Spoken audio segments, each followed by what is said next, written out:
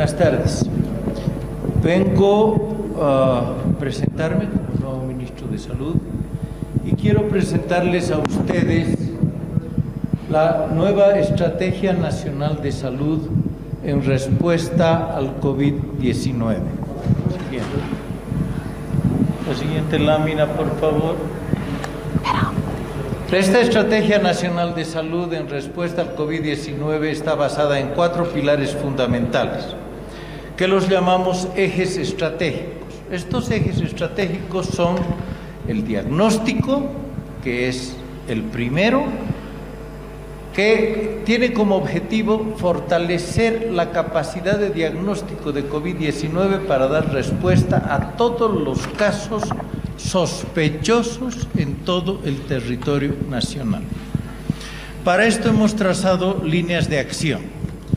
Tenemos que fortalecer y aprovechar la gran formación que tienen nuestros profesionales en salud para orientar en el diagnóstico, ¿no es cierto? Para incluir en el diagnóstico los rayos X, la tomografía, algunos exámenes que son importantes, porque toda la población está pensando que el COVID es solamente salir positivo o negativo ante la prueba. No es así. Las pruebas se deben hacer en pacientes sospechosos y en pacientes sintomáticos para que en ese momento nosotros podamos utilizar otros medios y ver las muestras que tenemos. Otra de las líneas de acción es ampliar el número de laboratorios, los números de laboratorios que tenemos. Para esto estamos trabajando. Estos números de equipamiento en el laboratorio ya está en proceso. Cada vez tenemos más laboratorios, cada vez tenemos más lugares donde podemos estar haciendo el diagnóstico de estos pacientes sospechosos. Y tercero, tenemos que tener acceso a pruebas confiables que están conformes a las normas nacionales e internacionales, ya que el falso negativo es muy peligroso en los pacientes. La segunda línea es el aislamiento. Este aislamiento de casos tanto sospechosos como confirmados es vital para el combate a esta pandemia, a este virus COVID-19. Esto se hace estableciendo instalaciones y protocolos de aislamiento de casos sospechosos y positivos. Para esto se están utilizando en lo posible cuando el paciente, no diremos paciente, porque puede llegar a no estar enfermo y el enfermo es un paciente, sino la persona sospechosa tiene que ser aislada por la probabilidad que puede dar de contagio a otros familiares o conciudadanos. Entonces, ahí estamos trabajando y ya están implementados con la ayuda de las alcaldías, que han hecho un gran esfuerzo en habilitar hoteles, albergues, para inicialmente colocar a estos pacientes tanto sospechosos como positivos. También están hospitales y los hospitales ya van a recibir casos más sintomáticos. Las líneas de acción para esto, en los casos positivos, es ver, sobre todo, mantener la capacidad de nuestros servicios de salud, tanto públicos como privados, para la atención de problemas COVID separados de los hospitales que son no COVID. Nosotros vamos a seguir teniendo las enfermedades, vamos a seguir teniendo partos, fracturas, en fin, cólicos biliares, apéndices, en fin, toda la patología normal a la que se nos ha alterado el mecanismo de trabajo por este COVID-19. Pero no podemos contaminar las áreas que son libres con COVID-19 porque ahí el paciente va a tener la susceptibilidad de entrar con un apéndice y salir con un COVID. De tal manera que estamos aislando las áreas en los diferentes departamentos. Esto ya nos hemos puesto de acuerdo con los directores de las cajas, lo estamos haciendo a través de los sedes y estamos dando el instructivo nacional de cómo se va a hacer y cómo se está continuando este tipo de aislamientos. El tercer eje fundamental es la hospitalización. La hospitalización está basada en fortalecer los servicios hospitalarios que tenemos, sobre todo de inicio para pacientes con el COVID en lo que se refiere a terapias intensivas. Ustedes ven que estos pacientes, sobre todo cuando el problema respiratorio se vuelve mucho más complicado, requieren ventiladores.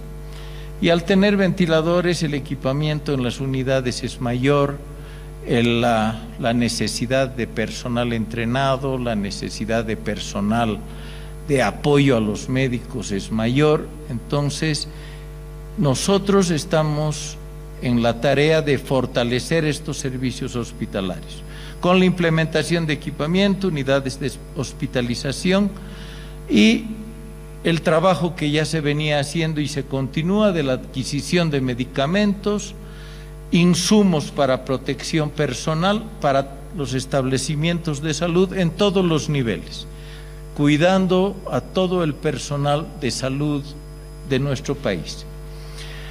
Cubrir el requerimiento de recursos humanos para las unidades de hospitalización y de terapia intensiva es uno de los temas más duros. Ustedes saben que la cantidad de especialistas que se tienen en diferentes áreas son pocas.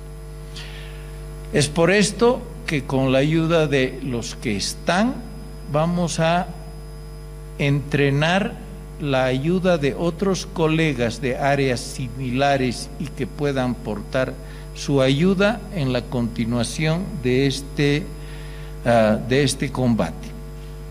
Entonces ya tenemos tres: tenemos el diagnóstico, tenemos el aislamiento y tenemos la hospitalización. Vamos con el cuarto, que es igual de importante, que es el monitoreo.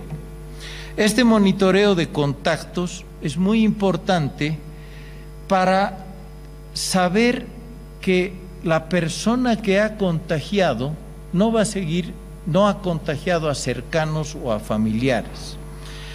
Ver que este monitoreo a través de la cuarentena domiciliaria se pueda hacer.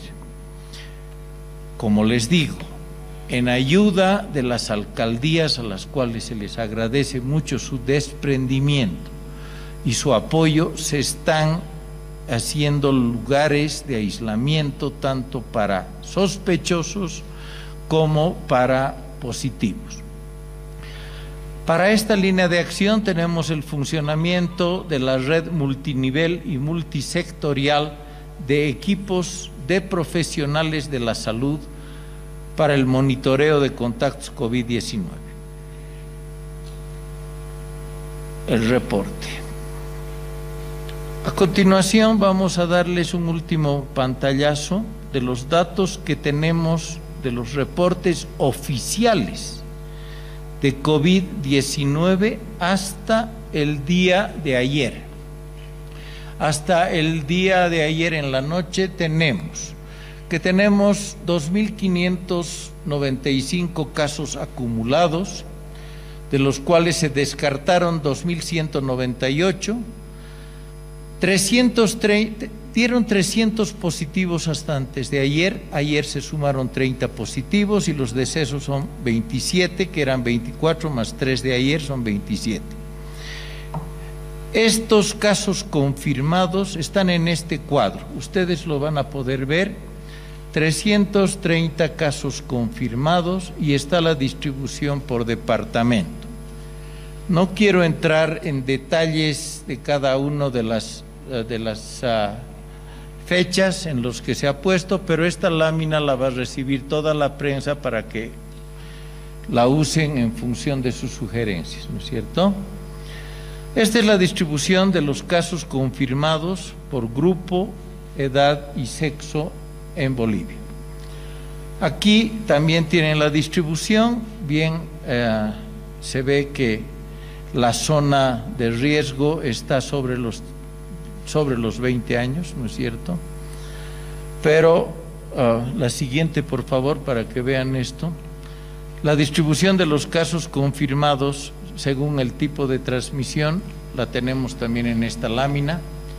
Indudablemente que los casos importados están disminuyendo por el cierre de las fronteras. Hay varios en investigación que los tienen ahí, ¿no es cierto? Y el contagio comunitario. Esto es de acuerdo a la procedencia, ¿no es cierto? Los casos importados de COVID, de dónde han venido, les va a servir como estadística a ustedes, pero no es lo más importante. Lo importante está aquí de la distribución por municipio.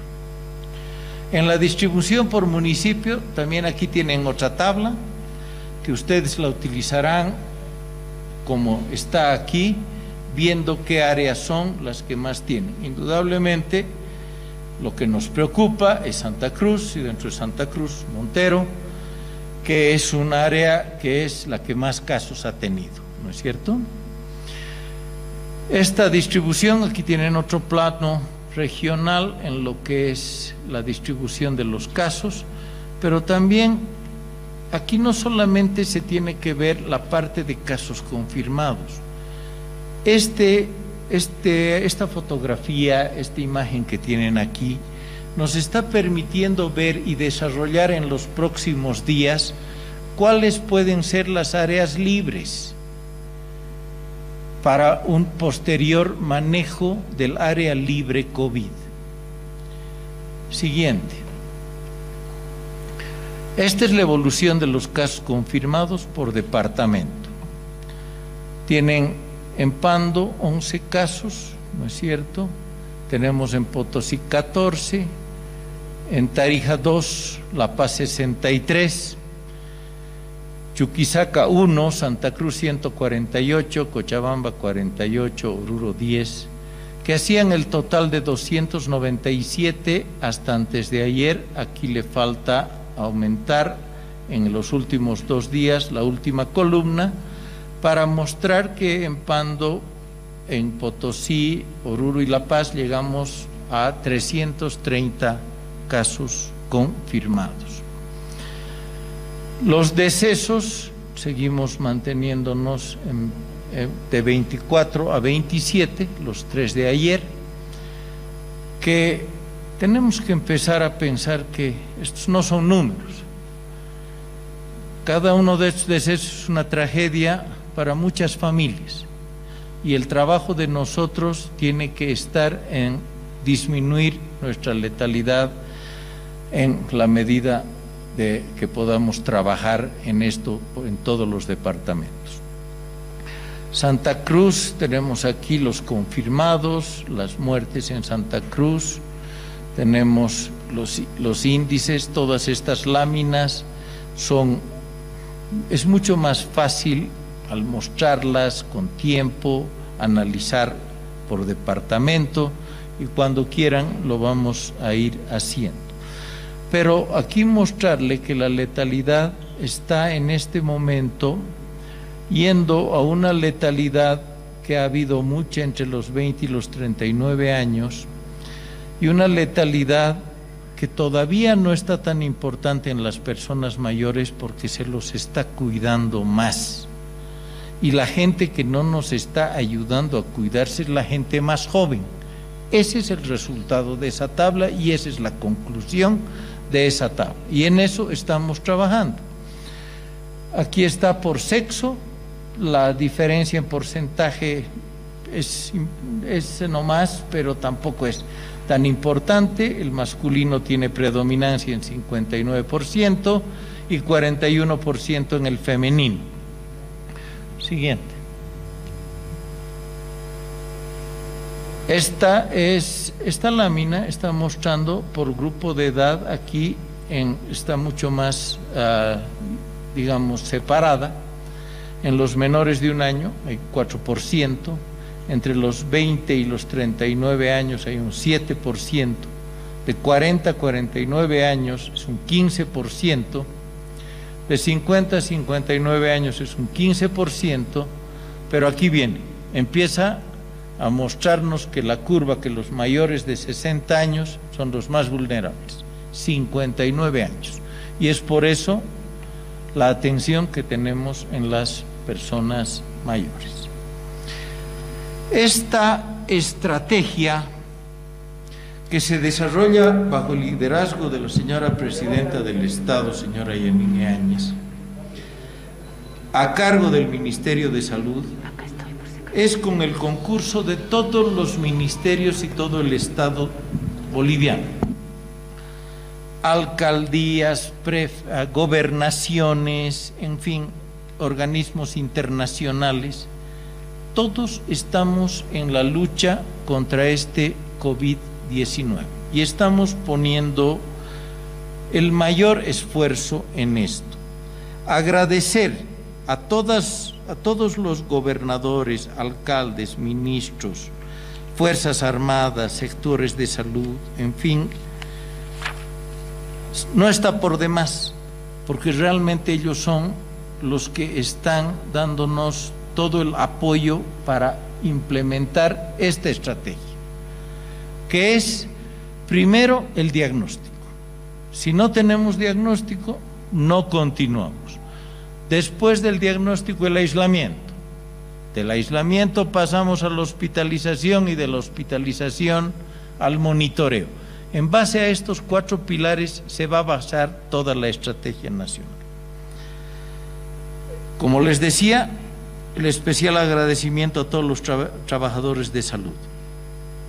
He sentido mucho la primera pérdida del personal de salud la semana pasada, y es el riesgo que corren los trabajadores de salud, y expreso mis condolencias a las familias bolivianas.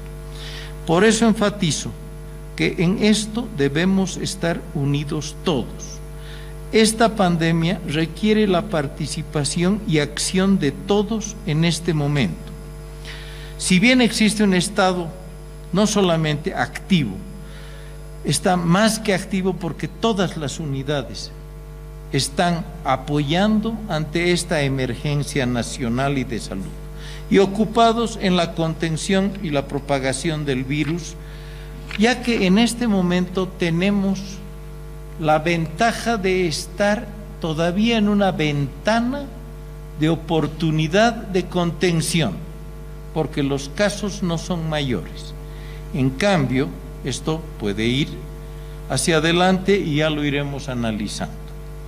Sin embargo, preocupados por el aumento en algunas regiones, en los barrios periurbanos, municipios rurales, y que, vuelvo a reiterar, si es una responsabilidad del Estado, indudablemente es una responsabilidad del Estado, pero sobre todo es una responsabilidad civil de la comunidad y de la sociedad en su conjunto, y en eso estamos incluidos todos los que estamos aquí. Ustedes en transmitir la información correcta y yo en tratarles de dar los caminos más claros y la forma más efectiva en la medida de lo posible de ganarle a esta enfermedad. Creo que no existe ninguna documentación de vacunación de la influenza en pandemia, porque la anterior pandemia no había influenza y no había vacunas. Entonces no tenemos nosotros un criterio como para decirles a ustedes si en pandemia ayuda la vacunación o no en pandemia perjudica la vacunación en adulto mayor. Mi criterio es que se puede empezar a vacunar a ciertos grupos, pero estudiándolos uno a uno. Esto no puede ser general. ¿Cuál era su primera pregunta? Bueno, no es que si te regalan está bienvenido y solamente, pero tenemos que ser serios en lo que necesitamos y en la cantidad que necesitamos. Es muy probable que con las cantidades que ya tenemos podamos pasar una gran parte de esta crisis. A requerimiento, veremos si necesitamos más. Están en camino 500 respiradores y son prácticamente 500 unidades de terapia intensiva. En los próximos días, en la ciudad de La Paz, se van a inaugurar más de 60 camas de terapia intensiva en el Alto, sobre todo para contener ahí y tener un hospital COVID-1 alto. También va a estar el otro hospital, que es el Hospital del Norte, que nos va a dar el apoyo, y así en cada departamento. No quiero especificar ahora por departamento, porque esto es una línea general. Como les he dicho, plantearles los 4 pilares.